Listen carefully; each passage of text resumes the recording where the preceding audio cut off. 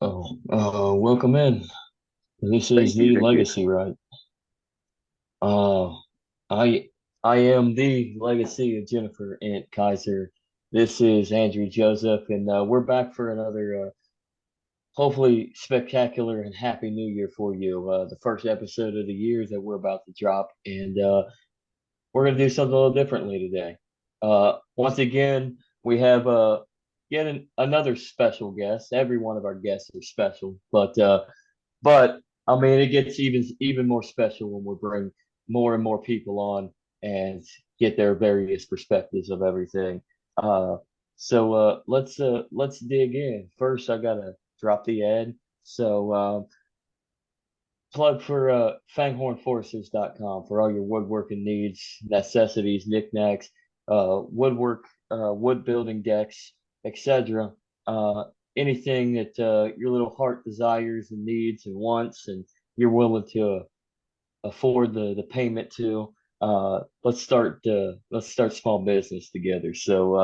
Fanghornforesters.com, and when you go there, you can get to see the work that is put in, and as well as the information that you can get out and hopefully get some work for the man. So fanghornforesters.com.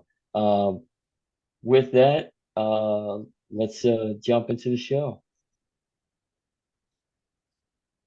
Welcome, Andrew. Hey, Zach, what's going on? Uh, Not much. Just another glorious January 6th of 2024.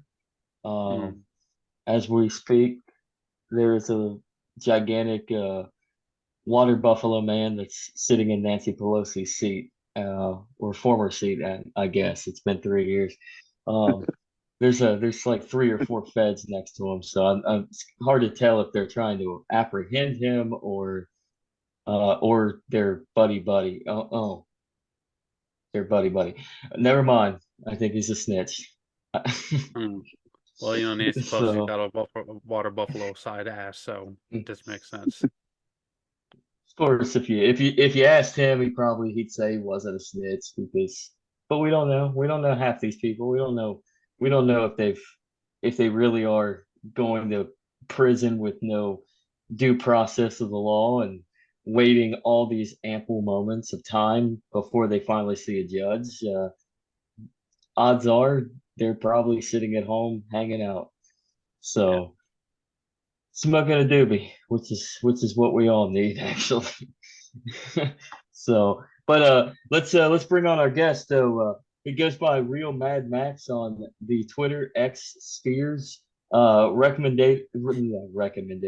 Recommended by old Be Ungovernable at Be Ungovernable at Twitter. He's been wanting me to get this guy on for a while and talk all sorts of nonsense of anything that we can put our mind on, like just anything.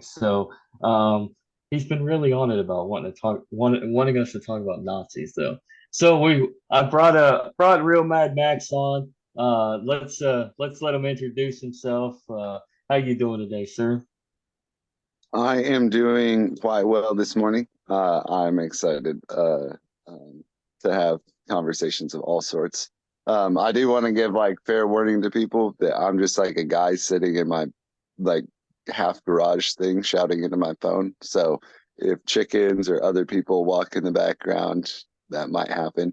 And before we get too completely ungovernable, which I'm quite good at doing, I want to wish everyone a Merry Christmas Eve. I do know that today is always tomorrow's Eve, but I remember that this is also Christmas Eve. So just for equal representation. Fantastic. Yeah. What is it today? The wise men finally showed up today, didn't they? So Well, it depends if you want to go pre 1054 or post 1054, but how we count the 12 or 13 days between Christmas can get kind of confusing. But it's Insurrection Day nonetheless. So I'm down to talk about what people do not see, or any topic along the lines. Fantastic. So no, it's definitely Insurrection Day. So insurrection. To start off, that's a great transition right there. What does insurrection mean to either of you guys? Well, first of all, I'd like to reference that a lesser known historical fact. Christmas used to be celebrated on New Year's. So it just depends on how far back and how you want to look at it. Christmas. But insurrection, it's certainly not what happened a couple years ago. Okay. You cheater. I agree, but you can't define with a negative or we're not going to get anywhere. Yeah, I know. Got to start somewhere, I though. completely agree. Kaiser, will you grace us with your perspective on the definition of insurrection? Oh, what is insurrection? You can What ask exactly is it? if you got it in the background. Yeah. I think Real insurrection is writing a book of a bunch of essays that want to tear down a document that And nailing means it to the nothing. church door. Yeah, and Martin nailing Luther it to did the church something along door. this. I think Martin. I don't know who did it better. I mean, Martin Luther and his what was it, 44 thesis? I forget. The numbers always confuse me. I'm not good at the Yeah, numerology side of yeah. things. Nail I'm it to better the with door words. to. I mean, Who whether did it's it better, condemning him or the. who? Go ahead. I'm sorry. I like the who did it better in terms of insurrection definitions. Martin Luther versus who? Oh, Martin Luther versus Lysander Spooner. Who did it Yeah. better? I don't Oh, know. You go up against the Catholic Church. I mean, that's pretty Chad-like. But I mhm. mean, you go up against the United States federal government in the mail industry. I mean, that's pretty badass too. Savage. And my answer to that question would be time frame. And Hmm. maybe it's a historical bias, but it feels like Luther did it faster in terms of the way the story's told. But I think in the long run, what was left over after Luther's insurrection was spooned out of the mail by Spooner, so to speak. And so if you play it over time, I'm personally going to tip my hat to Spooner on who did it better. Yeah. More impactful, Excellent. potentially Luther, because we couldn't have got here. I can't speak of like the past, but in a lot of ways, we wouldn't be left without a lot of the, like, with the attitude that Spooner displayed, we wouldn't be left without it. That's the type of insurrection. And I could be biased, like I said, because this is my generational experience, like with the American, Hmm. like I'm dealing with the American government more than the Catholic Church. So maybe in Luther's day, there wouldn't have been room for a Spooner anyway, because the Catholic Church controlled everything. So Yeah. it's hard to compare it, but I think we're understanding what insurrection is. And the January 6th that's in the news cycle, I don't feel like has anything to do with the conversation we were just having about what insurrection legitimately is. And so I think it's cute that that's what it gets called. Like, was that the best slur you could come up for this absolute shit show propaganda vomit thing that happened? Yeah. Let's all propaganda at once on the same stage at the same time and see how few people die. Who's going to send the first crisis actor and who's actually going to accidentally kill someone? Who's going to open the doors and who's going to take Pelosi's laptop? Let's see. It's all unleashed, but certainly not an insurrection. Like, Let me go get my crock pot and we'll find out. I mean, they open the doors for them. That's the clue right there. I mean, how can it be an insurrection if the doors are open? Hey, Not to to be mention, fair, I can. Hmm. sorry, I'm still working on the latency right now, so I'm not trying to. Oh, I'm you're trying to good. be more patient. But it's ironic because in certain ways, this conversation is opening doors for insurrection. But you're not wrong that when the doors were opened, in that case, it made it a lot more of an invitation than an insurrection.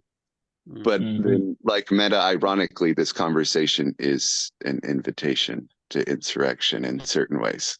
Like it's just a door. You got to walk through it if you're going to. But the layers of that were really interesting to me. I think we found a Fed.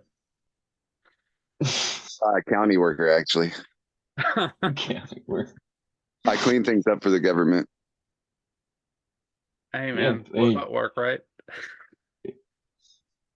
gotta Work by do janitor. work. No, you got to work from the inside out. Keep your Exactly. enemies closer. I'm trying to be polite with this insurrection. I got hired officially. All right. So I feel like that was a decent introduction for me and the date that we're on. And I do have a tendency to get a little bit lost in wordplay, but it's a technique that I feel has like relates to the topic of the Nazi legacy, like Yeah. and in wordplay.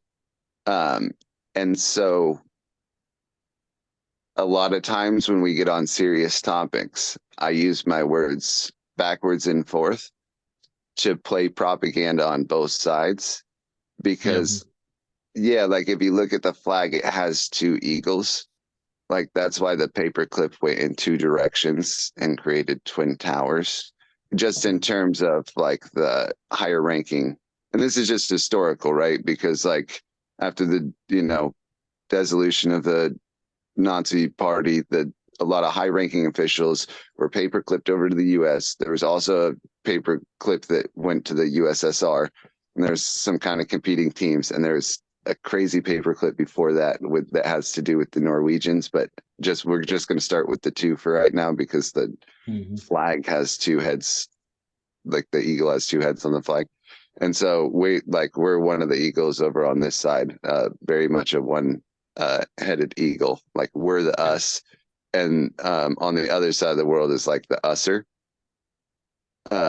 and they still hold like a two-headed flag. And so this is right after 1942, right? And so we're getting paper clipped to both directions, and a lot of people are going down to Argentina, which we can get into that part later. But just in terms of geopolitically forming the world, it looks to me like when the Nazis were paper clipped into us and usser, it created twin towers of world trade. And that Cold War had enough power to galvanize, I would call it Hegelian galvanization to geopolitically terraform the entire international landscape. And then once the ground was set for that, because there's a whole bunch of words we could name to show that, but once the ground was set for that, it was time for the Twin Towers to come down, because like when the gates are built in order to bring something through it, and when that which comes through the gates is brought through, then the towers are down and that which was brought through was here. And so it looks to me like a continuation of political aspiration, but also a deep betrayal of the German people because they lost. Like people forget Nazis meant National Socialist. That's where we get the translation where we call that, like, that's an abbreviation for National Socialist. And we're talking about the government that made cars affordable on 2 months of a paycheck sort of deal, and made sure everyone had a job. And like all these socialist dreams, that we're talking about the National Socialist Party that did that for the country. Now, all consequences aside, when it came to the war, the National Socialist Party the way that the people participated, just the individual citizens, like to me that looks like a great awakening. I dream of something like that for this society. Yeah. Like that like all of a sudden everybody's being honest with their transactions. You can afford a car, you can afford a house, you can afford food. Like we all feel like we're on the same team working towards a common process. This all makes sense to me. Now, war fundamentally doesn't make sense to me, and I have theories about war games later, but the National Socialist Party of 30s Germany does make sense to me. I can see why people in Germany would be like, yeah, this is the greatest shit ever. We're finally, I can get back we've pushed off the weight of the 30 years of war. We can finally go back, and I skipped World War I on purpose, but we can finally go back to living together. That is a beautiful thing. And I think that conflating fascism, National Socialism, uh, Nazism, political influence, and individual perspectives is what makes this such a challenging topic. And in a lot of ways, I think it's been intentionally wrapped up into one specific glob so that it can't be addressed whatsoever. Because whichever side of the perspective fence that you're on, if you're intellectually honest, the effect of non-seen propaganda through the history that we've seen since the 90s, at least, because that's when I was born, it's clear that it's impactful and that propaganda, doublespeak, media control, subversion, fifth pillar infiltration all play a role. And if we can't discuss that with intellectual honesty and we have to get caught up in tropes and pick sides, we get nowhere. So I'll use all the tropes sometimes just to make sure it's clear that I'm not afraid of any version of propaganda. But this is just still me trying to introduce myself. And if we have any particular questions on the party which shall not be named or not shall not be seen, or any of the people that shall not be named, I would be happy to share my perspective because I really like the vibe of this conversation. And the Spooner questions got my brain spinning on insurrection. I'm trying to think, like Gandhi is another one, but that's in the category, but not on the same level. And so I'm trying to think of another good example between Luther and Spooner because that was a really good.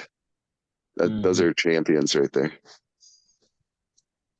I mean, to stick to the Nazis, though, I mean, what's fascinating is the way that the world kind of took the whole aspect of the Nazis. Really, I mean, what I've gathered from what you were just saying, like, um, the World War II was lost by the Germans, won by the Nazis.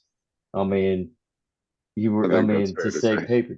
yeah, to say paperclip from us to usser, US, USR. I mean, it makes total sense because the whole ideology of the National Socialist German Workers' Party was about unity, consolidation, and complete and utter control. I mean, for a utopian means. So it would make sense. So like when you look at when you look at Germany in the 30s, and then you look into most governments, specifically in the West and specifically our government anymore, um, what sort of parallels of the Nazis of the 30s of like 35 and the Western governments of today do you see? Um, so like the Hegelian dialectic approach of dividing people in order to glean off of the energy produced by the friction in between people seems to Hmm. be like a consistent power source to me that I see as like a real similarity in terms of actual, because it's a form of top-down governance that doesn't make sense. It's like that, like, because governance comes from the just consent of the governed.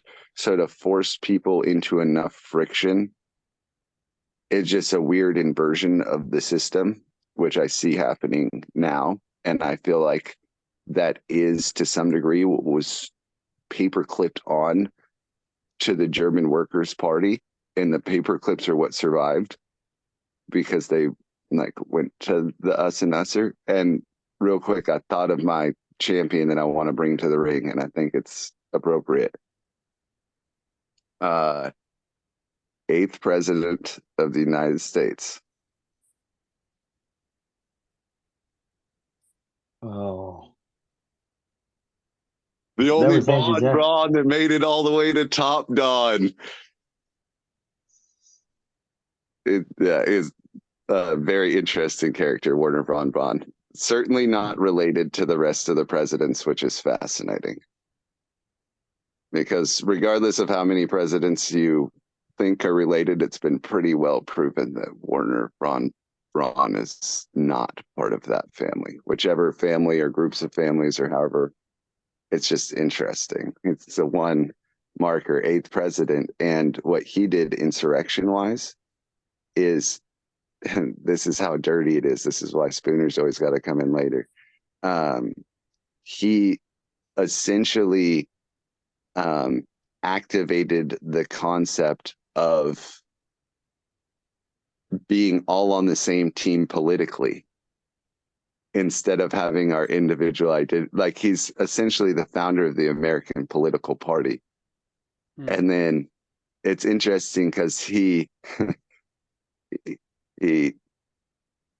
test marketed it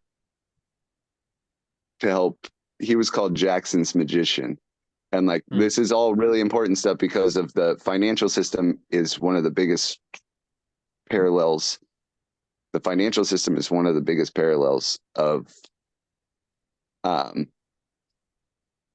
lasting impact of the paperclip that attached itself to the German Workers' Party. Like that governance,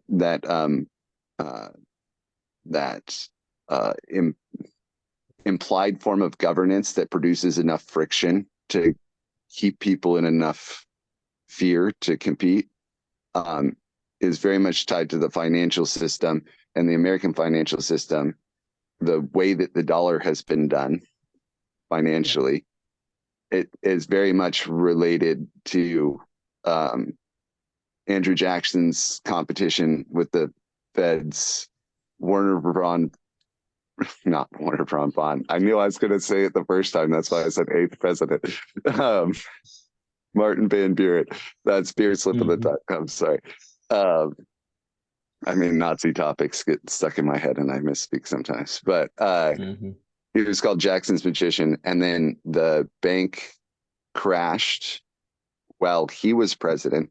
So Jackson did his thing with the Fed and that competition. And then Van Buren gets into presidency and everything collapses. And then he establishes the Treasury, which is ironic. And then like later on, it was said that one of his quotes was, "We have taught them how to defeat us," was his like self-critique at the end, because that political party and that balancing of the scales of financial inequity by political party association, like the scale had unanticipated friction from his perspective, because I really feel like he was a genuine insurrectionist fighting the crown in a way that the War of 1812, the White House burned down, so look at it however you want to. But coming after that, and like what von Braun did was, I believe, truly insurrectionist to that crown system.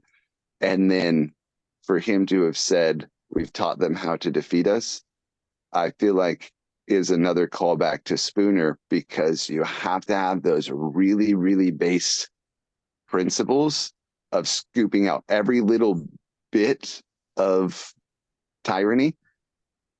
Otherwise, it's just another version to defeat ourselves, until we can actually get down to those fundamental base principles of liberty. There's always another iteration. But I do think the president would be a good third contender in those champions of insurrection. It's fascinating you brought up the War of 1812 and what it kind of means for everything that transitioned with Jackson and then Van Buren and inevitably the Lincoln Party and the Civil War and secession. But I mean, the Crown, if you look at it, like the Crown kind of did somewhat take a recount on the nation. You burn the Capitol, you burn the White House. Yeah, it was rebuilt. That's symbolic. It's like and after Madison's tenure as president, you end up getting Monroe in, which everybody knows the Monroe Doctrine and what significance it has for the United States and its foreign policy issue or its policy matters, period.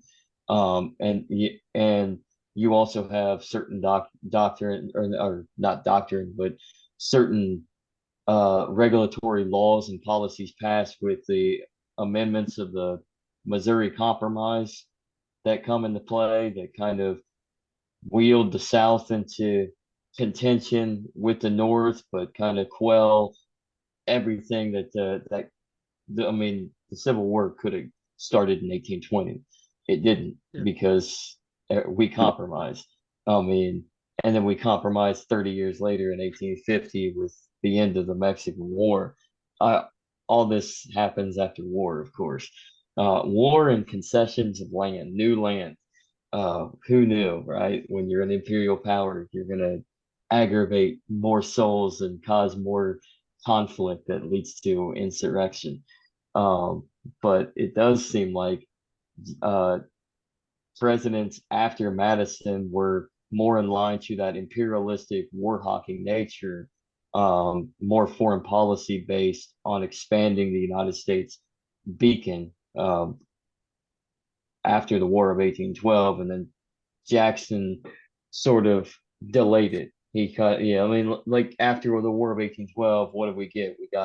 We got the second Bank of the United States was commissioned, was finally chartered, and they got Yeah. their bank again. And then Jackson kind of like jumped into it and he threw a wrench into it for a duration, but it was just kicking the can down the street. It was, I mean, it was inevitable that you were going to see 1860, 1861 occur. I got another one though, Boris, and this is only the momentary mind state that Thomas Jefferson was in when he wrote the preamble of the Declaration of Independence. Just when he was sipping beers late at night by candlelight, writing down that preamble of the Declaration of Independence. Well done, sir. That was the rough draft. Like, very impressive insurrectionists. Because we can talk about all forms, a lot of forms of usurpation in American political history. And like, it's interesting to me that a lot of people get focused on bringing it back to the Constitution, because the Constitution was a unlawful usurpation of the powers of the Articles of Confederation, because when the Articles of Confederation was established, it was deemed so powerless it couldn't even take itself out of power. And so they literally just had to be like, well, we'll sign this one instead. Legally speaking, like, you know, the most integrity minds, it's like, yeah, but it doesn't have enough power to say we're not allowed to sign this one instead. So we'll run with that. It's like double speak to its essence, like that Declaration of Independence, where it is our duty, not our option, not something you may or may not have to do. It is our duty to ensure that tyranny is replaced with legitimate liberty. Boom. super insurrectionist. Like it's our duty. Dang, well, we just took this to a next level. Because like No, it if you're applies. telling me my laws are unlawful, but you are unlawfully representing a constitution that's unlawful, like isn't this why that the definition of tyranny, you've tied so many laws in a knot that your laws don't mean anything anymore. They're based on lies, even the true ones. And so whether it's true or false that I should not do something, it has nothing to do with what's being called legal. Like that's the definition of tyranny. You're convincing me of doublespeak that doesn't exist. It's just a matter of fact. And so now it's my responsibility to untie this ridiculous knot that people have done with this bullshit, doublespeak, false contract, usurpation, convincing people that this system of deception is the only way to survive. It's not true. Mm-hmm. Yeah, I mean, Sorry, I get a little soapboxy sometimes on that Mm, one because it's That's like, okay. damn, this shit's important to me. no, that's good. That's good. I mean, and I mean, it's great to be passionate about something, especially when like your whole livelihood could be on the line at the whim of somebody else just randomly. I mean, especially in this fallacy phase of social contracts. I mean, you said it right there. Like people are people. They're gonna live the way that they live, but the problem with like trying to control and centralize and use certain concepts of certain wordplay or this and that. I mean, it ends up costing everybody in the end, anyways, because eventually you're just going to have collective disorganization.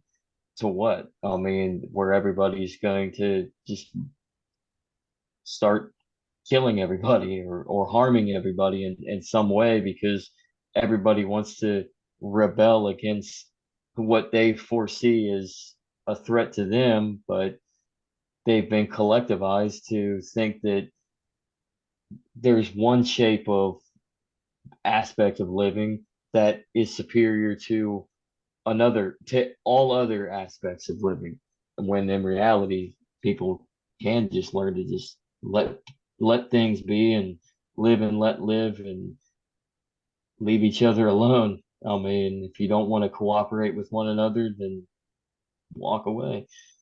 Go live your life in the shadows of a cliffside in the Pacific Northwest.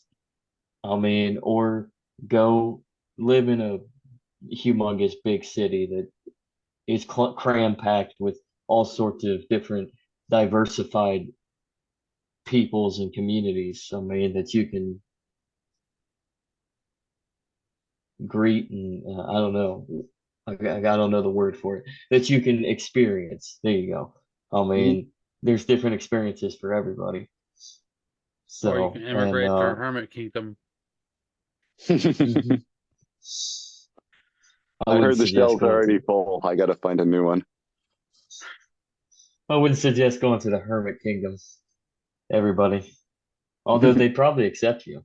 Kim Jong Un would probably accept you. He needs the people. I'm pretty fat. He could That's use a body double, right?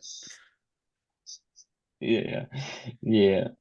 I think there was something not that not that long ago. I think honestly, I think it was mentioned on like a Dave Smith podcast. Um, but Kim Jong Un, I think was caught like weeping because he knows that fertility rates, well, the first off, fertility rates around the world are dropping, but and that's another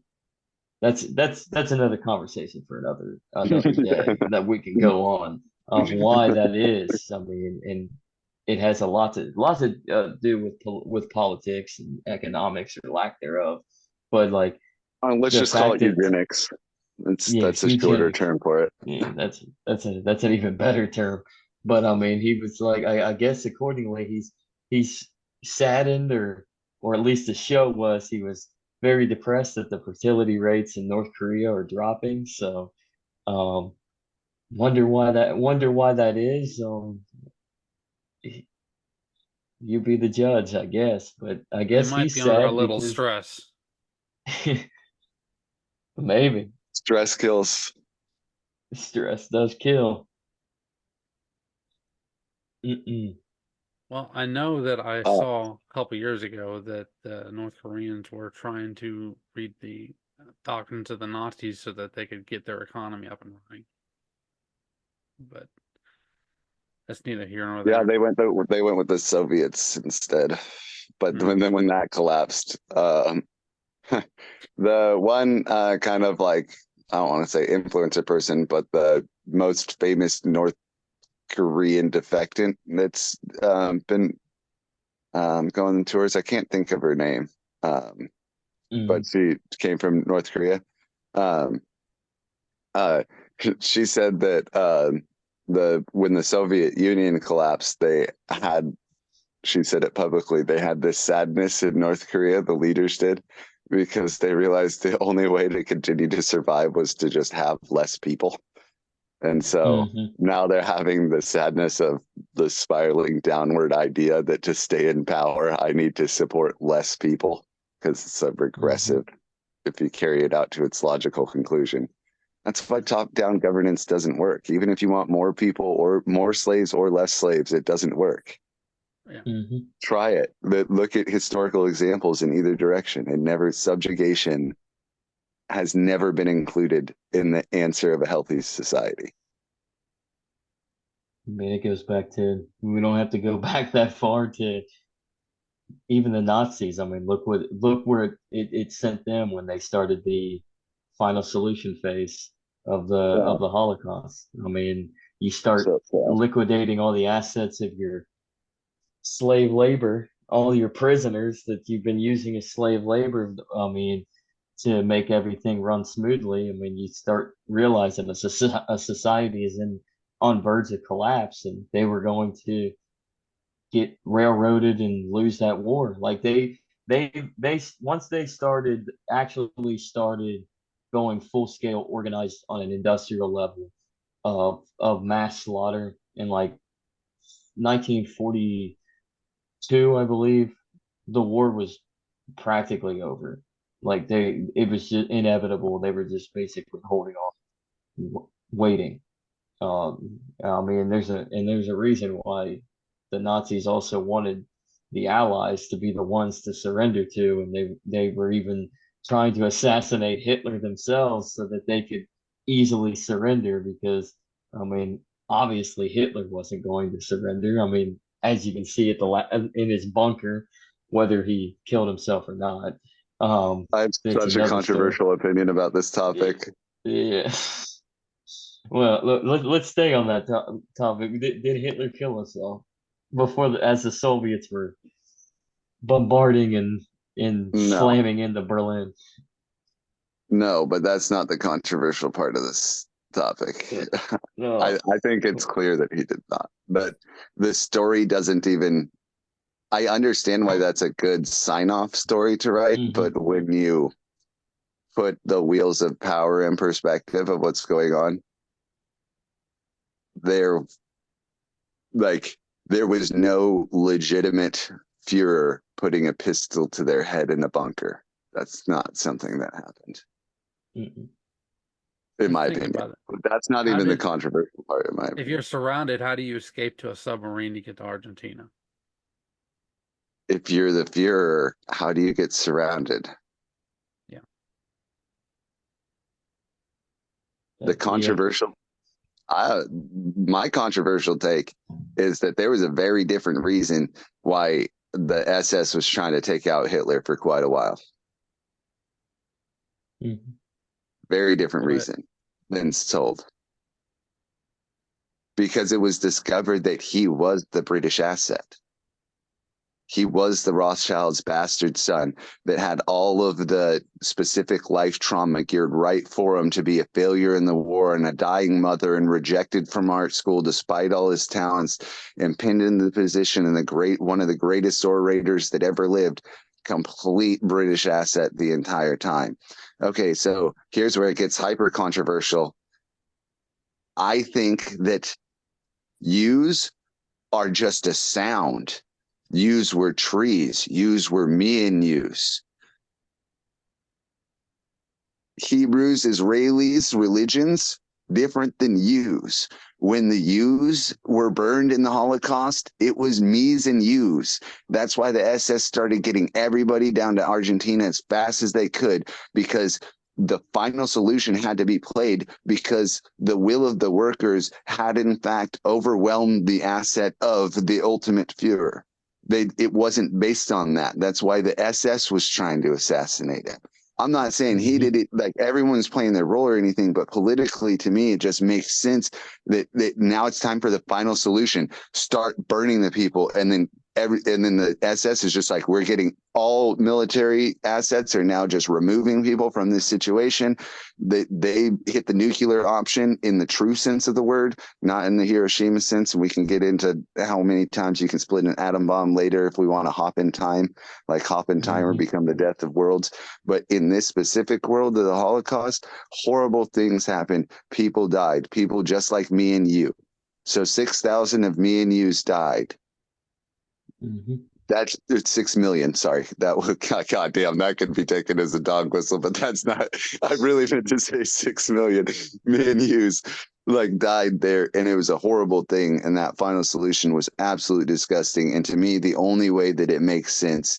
Same with the betrayal of Russia. It never made sense. It never made sense to go to the Eastern Front. The Poland thing was different, or because it was that was more an Austrian thing. That was old Germany. That's like Russia and Crimea. It's not that wasn't even part of it. The Belgium thing was the start of it, because that was like the British territory, and like that was the real thing. And so when I, like, taking the Balfour Declaration into consideration and all that stuff, and like I'm pretty sure it's been relatively accepted that like Hitler's father was of the Rothschild lineage, and that his mother was not of the class, and that he was not necessarily accepted by that, and he had a really strong attachment to his mother. I don't think that's in the realm of conspiracy theory, but again, with propaganda, the records get super scrambled. So what I try to do is break it down by what, if we were playing chess or Risk, what pieces would actually make sense. What would actually make sense to me is when it was clear that the hegemony of the new Holy Roman Universal Empire thing, while the German people were fuel to that, the German Worker Party that we were talking about were fuel to that, like building up of like, yeah, we're all on one team. The German Workers' Party does, like, it's not scalable to the same degree that Holy See mentality was looking for. And so when you bet all your chips on it, and then it collapses, the final solution is just to erase the evidence. And like, how clever was it that we call it not seize? And so now let's create a whole bunch of controversial discussions about who's you and who's a Jew, and who was seen and who was not seen, and was it Germany that was the bad guy, or was the Axis and the Allies fascists or not fascists? And then in the meantime, while all that paper is burning down, the paper clips just go to each side of the globe and just geoterraform the entire thing based on conflict. I can see why that would be a parasitic final solution. Like, damn, we thought this body could host us. We can't. Burn it down, create chaos, fly to each corner of the world, and do our best to rebuild a system that we can control. Doesn't seem that, like, it seems like there's a level of continuity there. I mean, Yeah, and from the I find perspective, it. sorry, I'll say from the perspective of a world builder, that does make a lot of sense. And what's also fascinating is you said the paperclip, because you can make a paperclip look like the Twin Towers, right? I find it fascinating that the Twin Towers, when they were built in the 60s, that was around the height of the Cold War, and when the Berlin Wall was put in place, and Yep. when the Soviet Union and the United States really hammered down and started getting into their true chess match. Uh, Hmm. and um, and it's and when the Twin That's why Towers there were were built, World Trade Centers, well, world, yeah, bipolar. hmm and yeah, and I think it's fascinating because they're built up at this, yeah, which could be uh, a defined moment of saying we're in this new world order. At Let's just least an call it that. archetype, at least an Yeah. architectural symbol of the hmm geopolitical financial situation. This is Yep. what's going Yeah. on. We'll put it right in downtown New York City. Which ironically is where the United Nations is as So well. ironic. Yeah. What are the odds? It's um. got to be a coincidence. These they can't Oh, be it related has to at all. be. Especially since the UN is right there and Rockefeller, what former Rockefeller owned land that was BlackRock or donated. Rockefeller? Uh, what's the difference anymore? On guard or Vanguard? Like touche, Yeah. how many points got scored? All oilmen are a little slick. hmm Yep. Yep. Let him be But I slick. mean, Part of the problem is this us falling for the trick. And you alluded to this earlier, and I really wanted to make this point. Like I can already tell with both of you, like I might not be friends, I might not be family, but I'd be happy to be neighbors. Because Yeah. mhm, if you pull the plug on society 100%, every structural integrity that we have, and it's just like all of a sudden we're just camping and doing our best to survive.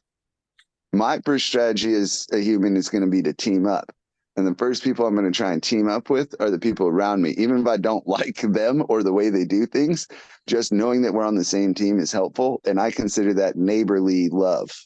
And so it's mhm, interesting to me that, and you referenced this before, and I wanted to get back to it. So that's what I'm doing. Like, it's interesting to me that people are like, oh, if it collapses, it'll turn into all this like war stuff. No, if it collapses, people will be scared because most people don't know how to survive, and scared people look for help. Right now, they're looking for help in a system that's breaking them.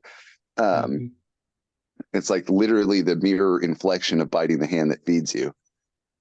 You're like kissing the hand that's taking the food out of your mouth or something, whatever the background of that is. But if you really take away all that structure, humans are pack animals. I'm going to look to my neighbors. I'm going to love my neighbor as myself. I'm not going to expect my neighbor to act like myself, but I'm going to know for damn sure that we work better as a team. And nowhere in my brain does it pop up. I could kill them for the things they have. Like that never mhm, happens in my brain. And it's like everybody's like, oh, it'll turn into Mad Max chaos. Like, which, yeah, the irony is not lost on me. But who's doing that? I can't go to the grocery store. I'm going to go kill somebody and take their stuff. mhm, Right. What? How is that your plan? You're not going to last long. The people that I'm friends with notice threats like that and they don't last very long. mhm. Stupid. Sorry, Yeah, I it's digress. But honestly, the whole yeah. concept that we're all going to just immediately shred each other to pieces is nonsense. Yeah. I Mhm, mean, we don't go back to using, sticks to create fire nowadays. We have other mhm, tools that have been around for decades, you know. Yeah, and back when they only yeah. had those stick tools, they worked as a community together to survive. I bet we could do it lickety split. There's nothing to be afraid of when it comes to that. It's just Yeah. interesting how fear tactics always have to make it come to that. And if we're going Yeah. to be able to think like world builders, like you were saying before, like with the paperclip mentality thing, Mhm, we also have to be able to think like individuals and separate those two because individuals are not world builders. Individuals are human beings that are pack animals that have their strongest suit in survival is communication. Like they ask a tiger, but you won't last long. Ask a tiger with 20 friends and you won't have anything to worry about. Like mhm, that's our strongest suit. And so when we talk about implications of actual events, I'm down to talk about implications of world building and how that affects society and all of that. But when it comes down to individuals, if there's actually a collapse, individuals are packing animals that work better in teams. And I see it immediately returning to local skirmishes that are non-lethal, just like most of the Native American stories that you hear. There's a group of people. Yeah, I mean, somebody pisses you off, you fight them. That shit's going to happen. But nobody's out there like, I'm going to kill you to take your stuff. No, but if you piss me off and I have to fight about it, I'm fucking taking your potatoes on my way home because I wasted all this energy fighting you and you're being an idiot. And the only reason I won is because you were off base. And this is how we learn. And next time we won't have to fight. And I won't have to take your potatoes. And everyone's on the winning and losing side of that, but that's the type of conflict that occurs in a societal collapse, not people hunting each other Hunger Games style to get the last of the meat rations. Like, that's not, people build up this story in their head that has nothing to do with how human beings act. All right, sorry, off soapbox, but that's another one that pisses me off. People are always like, oh, you want no government? What would happen then? I was like, they would act like human beings. Like, I don't know. That seems really odd. I actually think that governance is a natural result of that cooperation. And so I'd be happy to cooperate and communicate about what that governance looks like when it's done well. But that's just me and you coming to a mutual understanding. The governance comes as an automatic result of that. What we're doing right now, like that which is the government, which is pretending to represent governance currently, is not, there isn't just consent. And so now the pressure and the onus is on us because we never needed them anyway. So let's just talk about it and how communication looks and governance works. We know how to network. You know, this shit is that complicated. It's just annoying that you got to fill out. Oh, hold on. I have a good prop to bring into it. My stagehand prepared this. My 1, 2, 5, 40-page. So it's credit card debt, right? Interesting story. Because I stopped paying on unsecured loans by banks that weren't. So I had unsecured debt. And when the banks were unsecured, I stopped paying on it because they were using fractional reserves to lend to me in the first place. And now that none of it works, I don't need a credit score anymore. The American petrodollar is dead. Like, check the newspaper lately. The UAE sold oil to China in yuan. Like, the petrodollar is legitimately dead. So we've talked about what the greenback might mean later. But so it's really interesting to me, though, because this particular First National Bank of Omaha, I got this credit card through the union.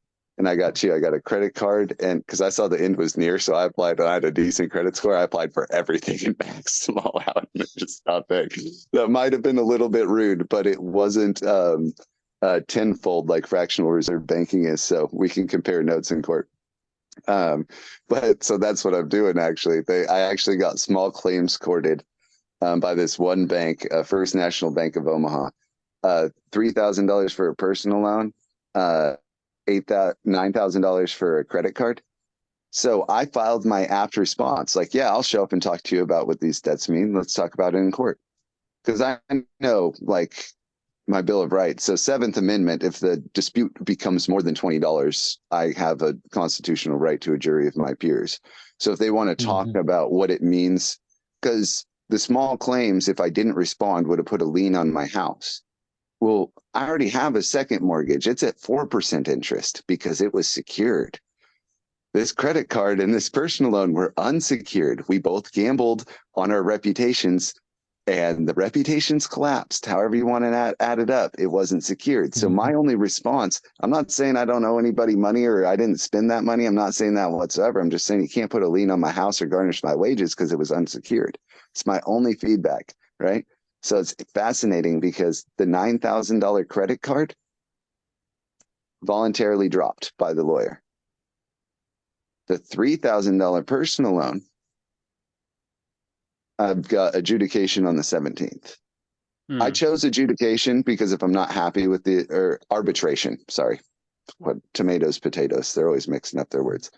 But arbitration, I chose that because if I'm not happy with the arbiter's decision, I can go back to the I have the Seventh Amendment right to go back to a jury in the long run. Yeah. But it's fascinating to me because my entire statement is just that if you were performing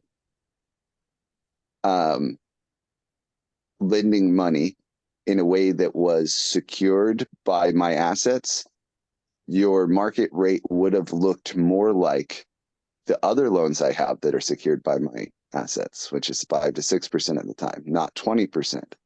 Right? So this seems pretty logical. Here's one of these things, because I'm into like parse syntax grammar and like the whole sovereign citizen thing. Careful what you wish for. You'll spend a lot of time in court. I recommend in teaming up with someone that's a sovereign citizen so that they can spend the time in court. Just consider you guys yourself an association or a church if you want to call it that. I call it the last church. But anyways, a term I learned in my time in court because I'm a nerd for these sort of word games. One of their claims on me was it's called quantum merit. I think they pronounce it quantum merit, but it's spelled quantum merit, and it means relative to the implied value of the services at the time. So I believe that the intention behind filing it in that way was to say to the judge, even if we can't prove it on paper, relative to the implied value of the services at the time, it looks like this.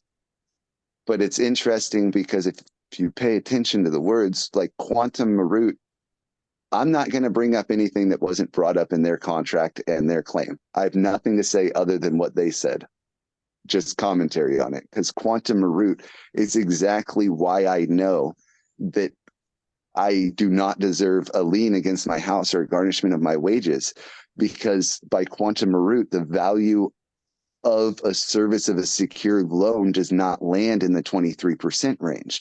So by your own contract, by what you're saying you offered, quantum merit, what I signed up for, you're saying that what you offered by your own terms was outside of the range of what a secured loan would be, which is not to say that I don't owe money on that. But the catch-22 on that is that they're using fractional reserve banking in the first place and get more than a 10% write-off. They make money by me not paying. It's a power play. And I catch the system on purpose to the best of my ability.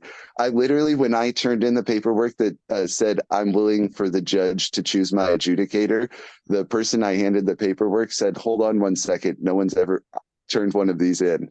I mean, it's not like she's been there forever, but I mean, I work in the building, so I have plenty of downtime to study it.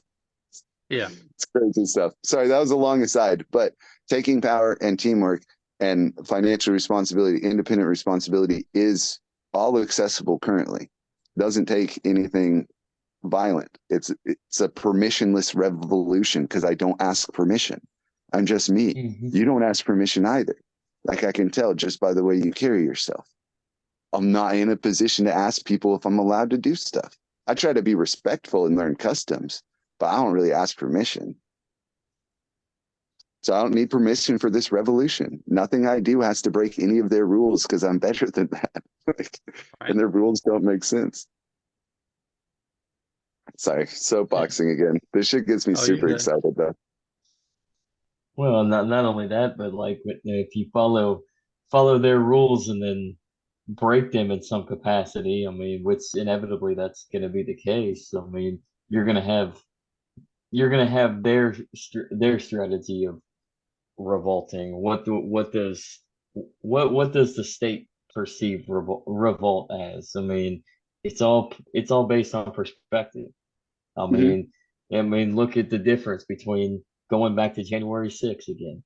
Look at the difference for what they call the storming of the Capitol and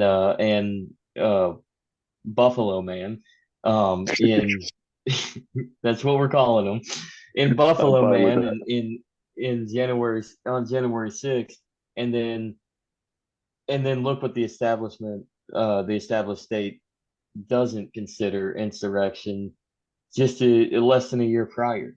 What do they call that? The summer of love.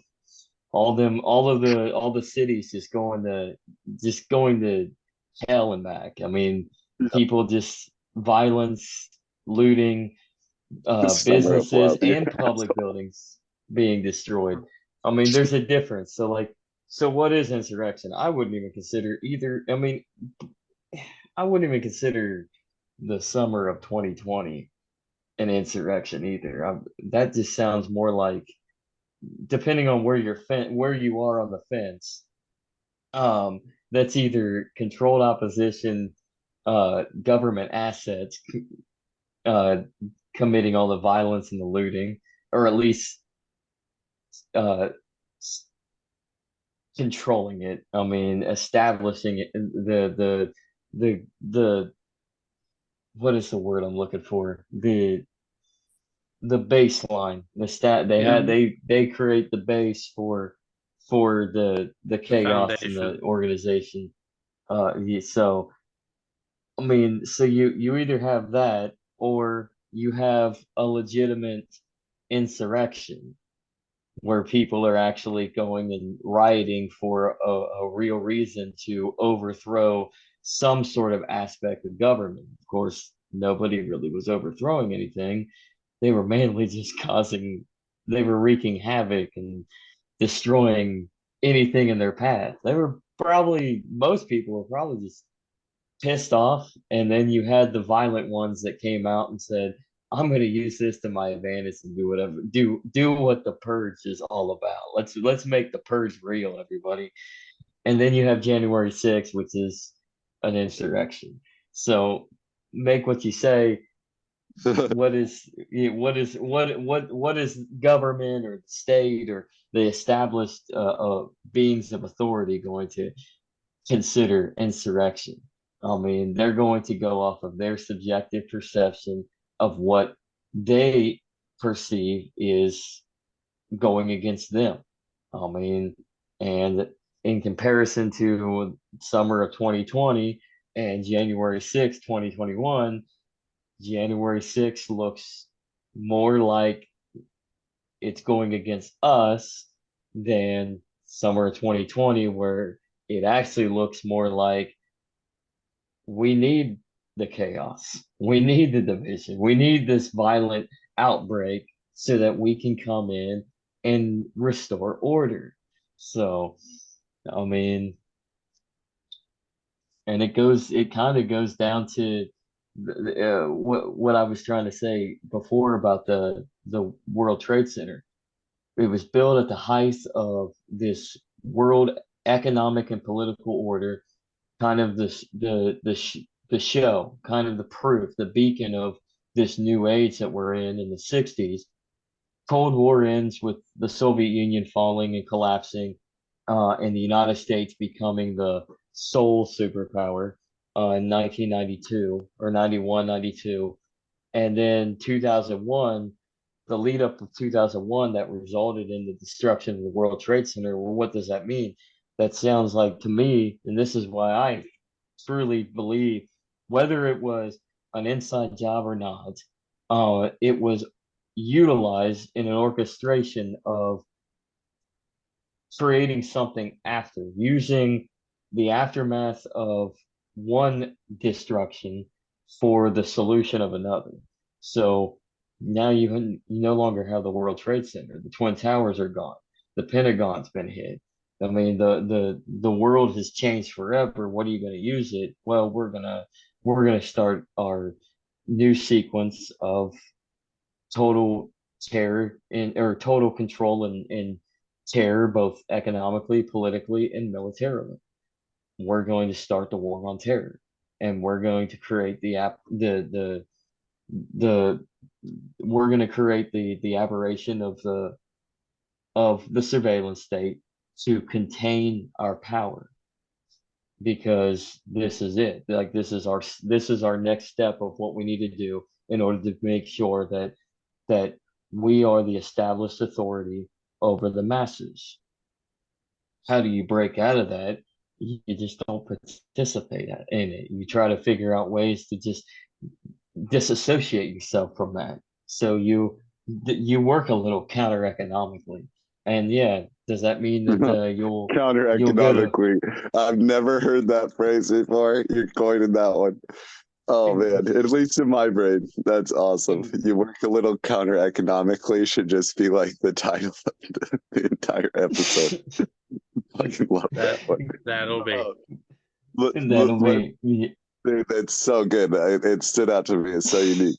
But let me bring it full circle a little bit real quick because I think this speaks towards something that might have been inferred that I didn't imply.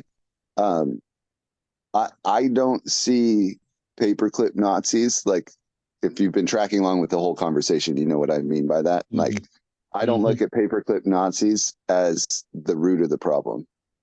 I do not see them as the root of the problem. It's funny. So I actually, the way that I see it, as clear as it is now, the pitfalls of the attempt to establish a bipolar unity for the world. I think that was done with the best of intentions from some of the smartest minds that realized, well, if they can pull the final solution, the best thing that we can do is make it so that there's no they. There's a bipolarness to it, like a two towers. Like, we'll send the paper clips in both directions. Like, I legitimately feel like there was at least a portion of the people that were influential enough to actually design those systems, like actually had the wherewithal to be a world builder, regardless of political power, but the actual capability. I think there was a lot of really good intentions on that system. And I think, like, if you look at what we're experiencing right now, what brought down so inside job doesn't mean that much to me because I'm looking at this situation so internationally at this point that you could draw a whole bunch of different circles. So inside means it's essentially loses meaning to me. So I don't mind if you call it an inside job or an outside job. That's not my deal. But what it seems to me is that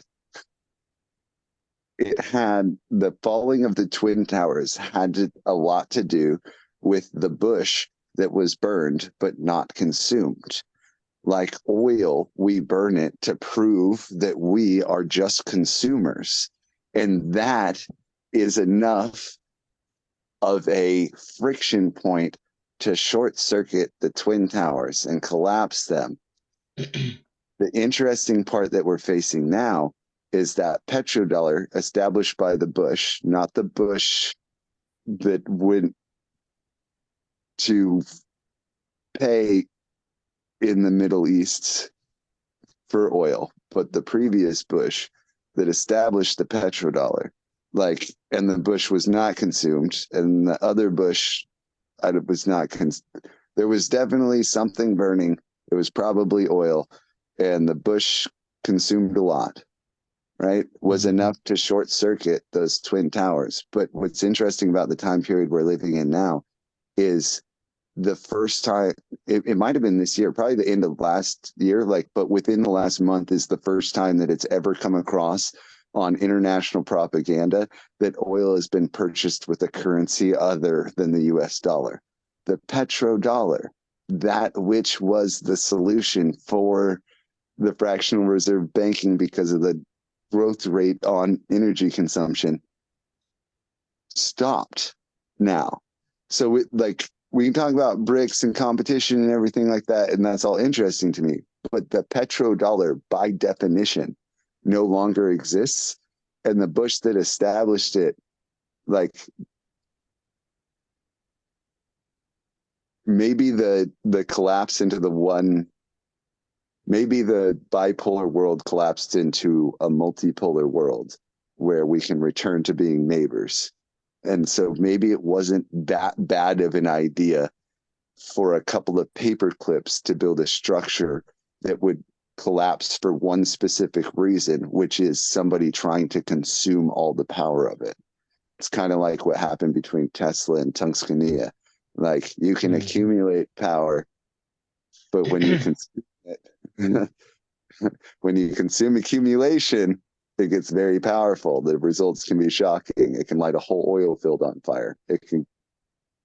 It's quite interesting. And so the world that we're living in right now, I feel like, is kind of no holds bar, because none of the petrodollar based contracts, I've only been alive. There might be some grandfathered in, but I've only been alive to for my day-to-day life, all my contracts are petrodollar based, which is by definition no longer precedent. So how do you make the rules from there? Oh, you have to team up with your neighbors and actually collaborate on valuable trading of resources. I think that sounds like a great idea. We should have a podcast about what people do not see, because it seems pretty obvious to me, and I don't understand the controversy behind National Socialism. That seems reasonable to me. As long as it doesn't, like, I want you to have that in every neighborhood. Socialism seems even more reasonable to me. Like, have pride in your neighborhood. Work all together. Think you're doing better than every other neighborhood, please. Yeah, just, take in wandering travelers and, like, steal my potatoes only after you beat me up in my fight. Like, that all, like, seems reasonable.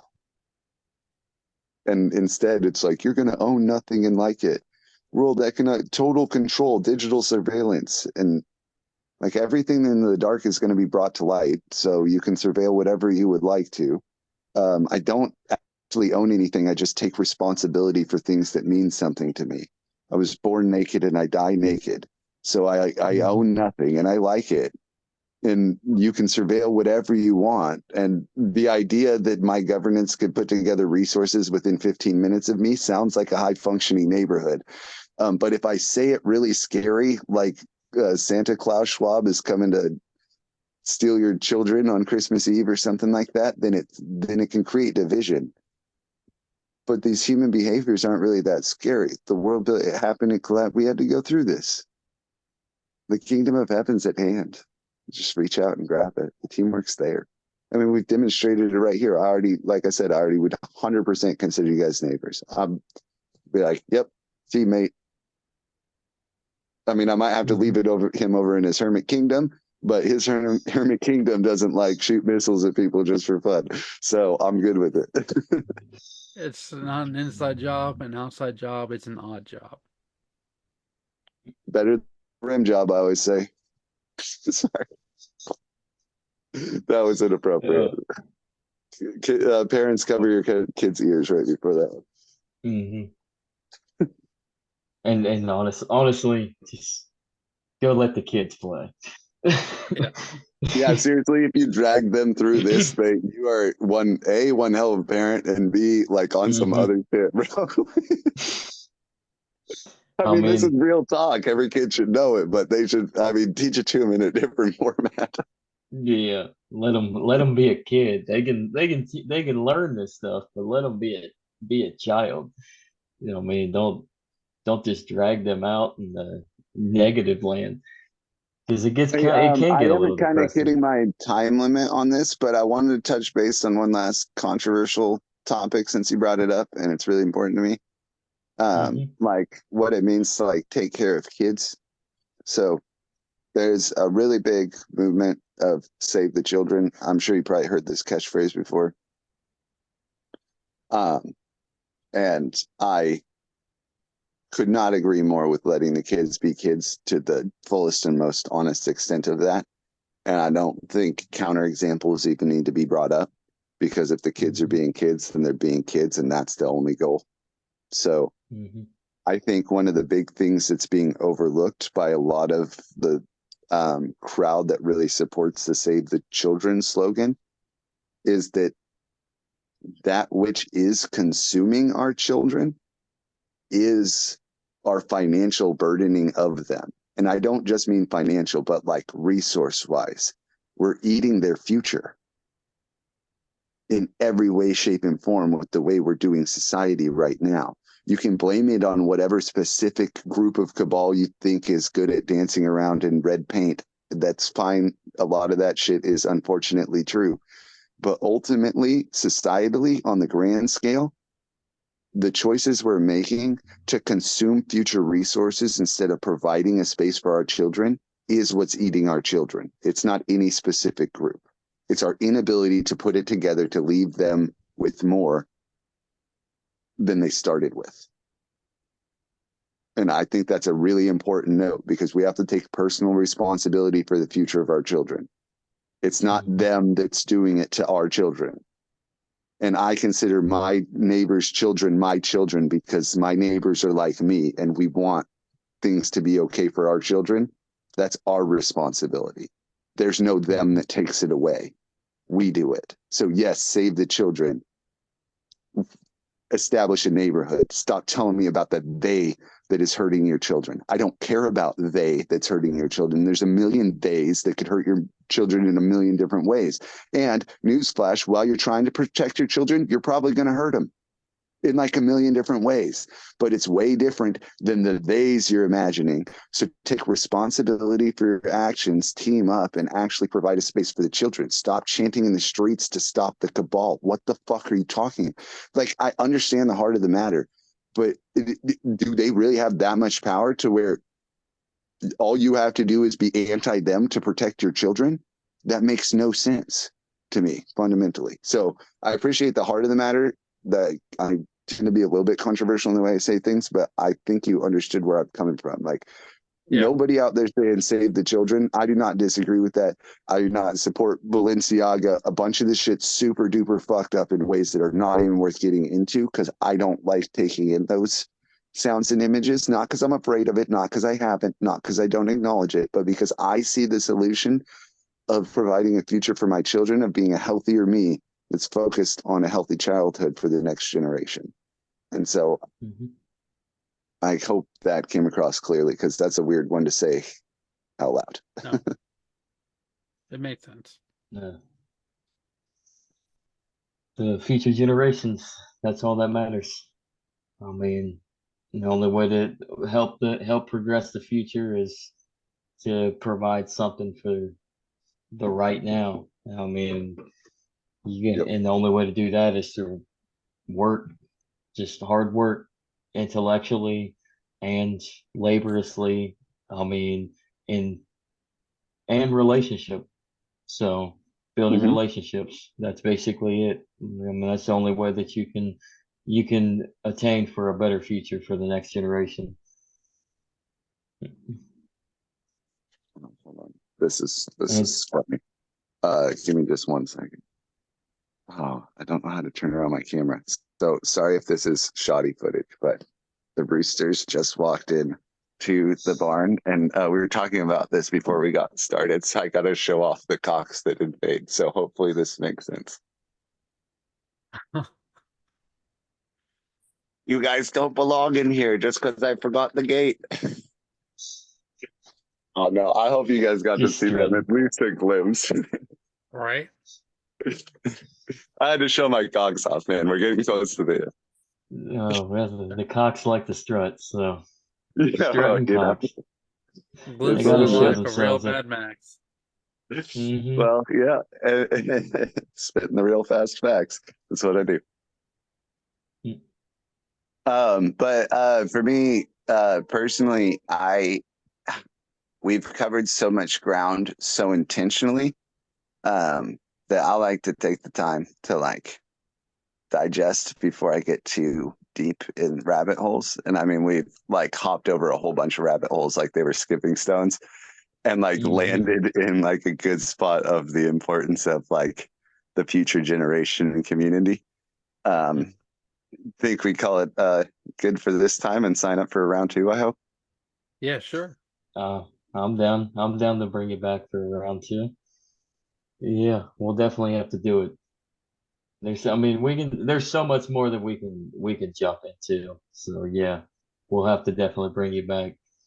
Yeah, I would like, and like hopefully like some of the listeners and stuff want to like submit some controversial questions because I'm down to dance around them. Like there's really no topic that I won't touch, and I really like the fluidity and understanding of the conversation that we had here, and how it could go from an amount of it maintained lightheartedness throughout the focus on topics that legitimately matter, and like having both of those things at the same time makes for like a really enjoyable conversation for me personally. So I'm grateful to be like on the show. It was a fantastic time. We appreciate you joining us. Oh yeah, 100%.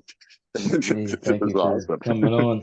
So thank you for coming on and sharing your knowledge and having this conversation. So, Don't quote me, boy. I ain't said shit. I got no knowledge. You're just spitting straight facts. yep, Oops.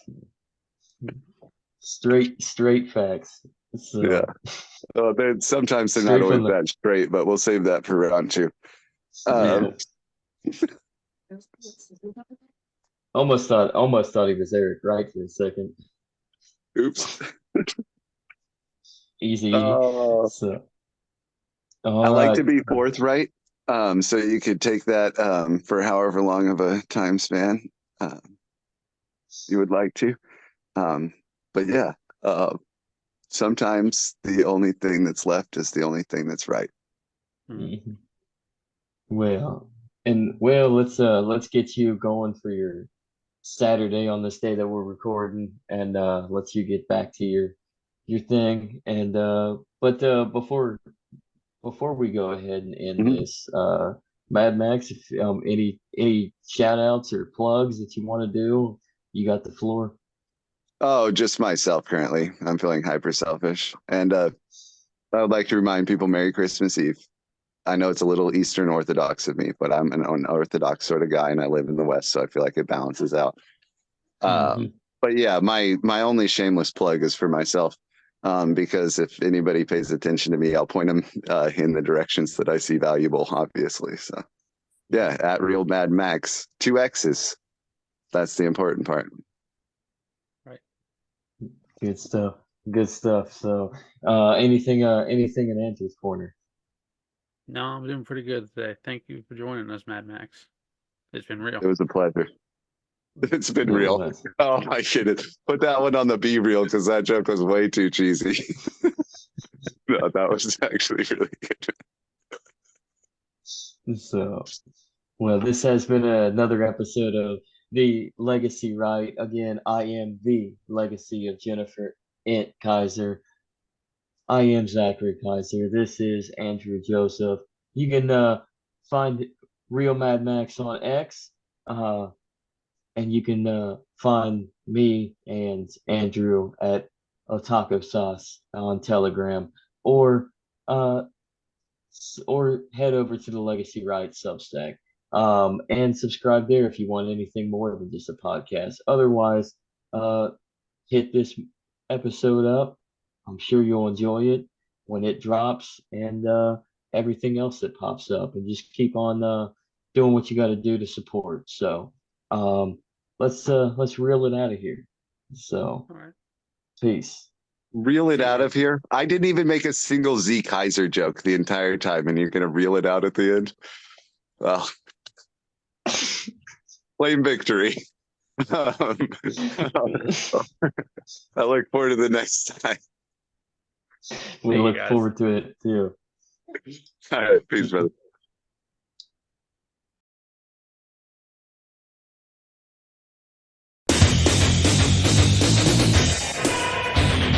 Good evening, ladies and gentlemen. I'm Pete Okerlund, and I'd like to welcome you to WCW Baseball.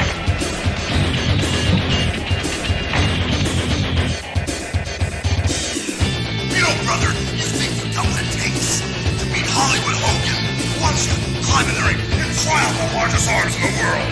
Oh, sir.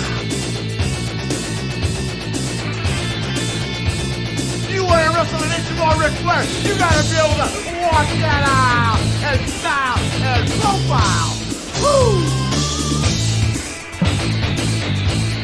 You really think you're ready for the spin? You really think you're ready for the Scorpion Deathlock? You think you're ready for a fatal encounter? This is why they call me the total package. Do you have a pain threshold to withstand the torture rack? Let's find out. Hallo, hier ist Alex Wright. Wenn ihr High-Flying Wrestling Action wollt, Spinning Sidekick, Top Turnbuckle Dropkick, dann nehmt mich. Der Sieg ist euch sicher. Versprecht euch. Oh yeah! Watch the flying elbow drop off the top rope. Not only see people 1, 2, 3, but I hurt him real bad. It only takes one of 1,000 holes. I think you're man enough for the challenge. You better be ready to wrestle, because you know, when you're getting in the ring with Eddie Guerrero, it's going to be high-flying and exciting. Hey, anytime you feel foggy, man, I'll slap on the buzz killer and rip your shoulder right out of socket, Wolfpack style! Hey, funky boy. Like there's a choice here? Good God! Pick the man with the plan. Pick DDP!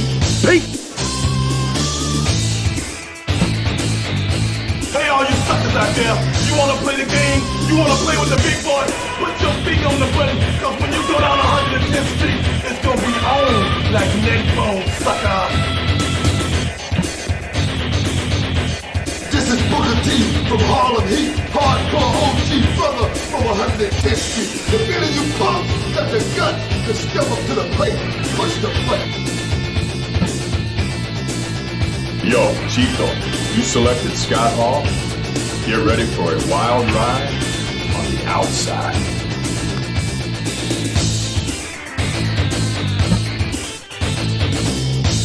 Hey there! How'd you like to get power pop? Come on, pick me. I'm begging you, pick me. Please pick me.